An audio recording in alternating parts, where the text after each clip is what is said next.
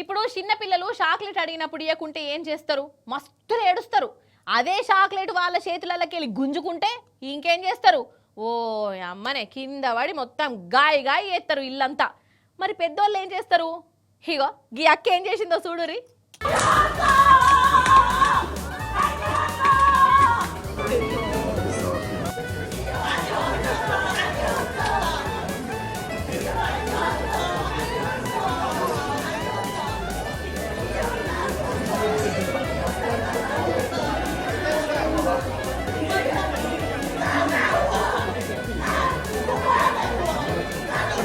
అయ్యయ్యయ్యో, అయ్యో గీ అక్కేంది గిట్ల కింద వండుకొని ఏడుస్తుంది? పాపం ఆమెను ఎవరేమని అన్నారా ఏంది? ఎవరు గోస వచ్చుకున్నారు కావచ్చు, గంతగానే ఏడిపించిన తలకు మాసినోడు ఎవడు అని అనిపిస్తుందా? చెప్తా.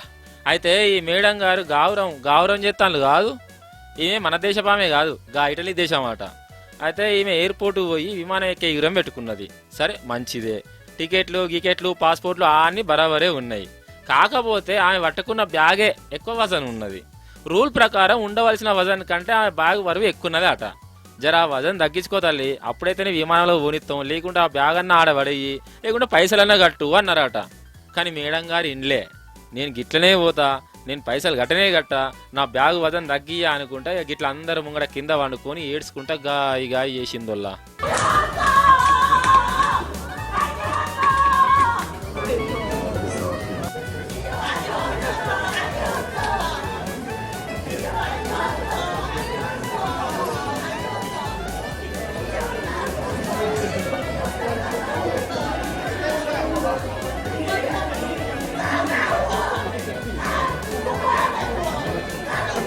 ఈ అమ్మగారి పెర్ఫార్మెన్స్ చేయబట్టి ఎయిర్పోర్ట్లో పనిచేసే వాళ్ళకు గజ్జు అన్నది కాదా? మరి ఆడోళ్ళు ఏడుస్తుర్రు అంటే చిన్న ముచ్చట్నా?